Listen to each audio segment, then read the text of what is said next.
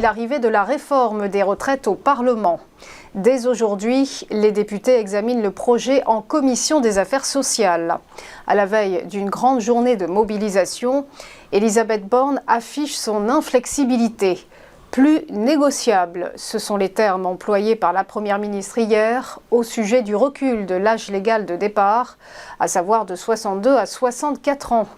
En revanche, on apprend ce matin dans Les Échos que des ajustements seraient au programme. Le gouvernement pourrait faire des concessions sur le sujet des femmes et des carrières longues.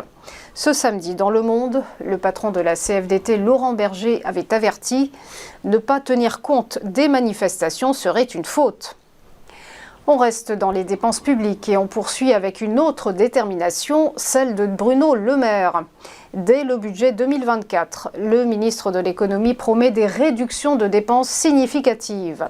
Pour ce faire, une revue des différents postes budgétaires doit être réalisée dans les prochains jours, notamment la réduction des avantages fiscaux liés aux énergies fossiles.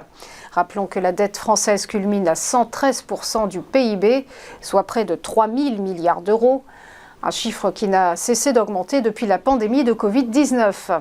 Mais dans les colonnes du JDD hier, Bruno Le Maire a préféré rassurer avec un objectif de baisser simultanément dette et déficit public.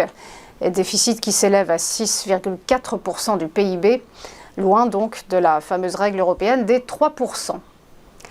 Enfin, cette semaine sera marquée par les décisions monétaires des trois principales banques centrales, la BCE, la BOE et bien entendu la Fed. Première réunion de l'année mardi et mercredi pour la Réserve fédérale américaine et nouvelle hausse de taux. Mais mesurée cette fois-ci, les marchés s'attendent à un quart de point de pourcentage seulement, soit 25 points de base. Face à une inflation encore trop élevée, 5% sur un an, mais qui ralentit, la Fed veut surtout préserver une économie qui ralentit, elle aussi. Le spectre de la récession est toujours présent et incite la Banque centrale européenne à la prudence dans la mise en œuvre de son resserrement monétaire. Dans tous les cas, ce sera la 8e hausse d'affilée depuis le mois de mars, du jamais vu depuis 30 ans. On en vient au point bourse et le rappel de la clôture des marchés vendredi dernier. Le CAC 40 s'est équilibré à plus 0,02%, terminant à 7097 points. À Francfort, le DAX a grignoté plus 0,11% à 15 150 points. Et à Londres, le FTSE s'est stabilisé avec une mini-hausse de plus 0,05% à 7 765 points, tandis que l'IBEX de Madrid avançait de plus 0,27%. À Wall Street, des indices tout verts également. Petit vert pâle pour le Dow Jones qui a grappillé 0,08%. Vert un peu plus soutenu pour le S&P 500 qui s'est apprécié de plus 0,25%. Et enfin un vert éclatant pour le Nasdaq Composite qui est monté de plus 0,95%.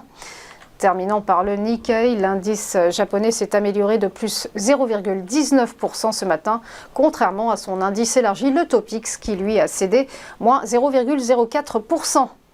Voilà pour les news, on marque une première pause et on se retrouve juste après pour ChronoCAC et l'ouverture des cotations.